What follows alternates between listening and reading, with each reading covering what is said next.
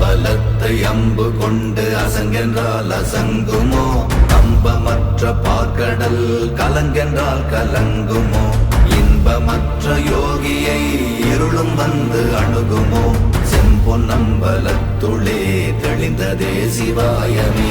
ஓம் நமச்சிவாய ஓம் ஓம் நமச்சிவாய ஓம் நமச்சிவாய ஓம் ஓம் நமச்சிவாய ஓம் நமச்சிவாய ஓம் ஓம் நமச்சிவாய ஓம் நமச்சிவாய ஓம் ஓம் நமச்சிவாய.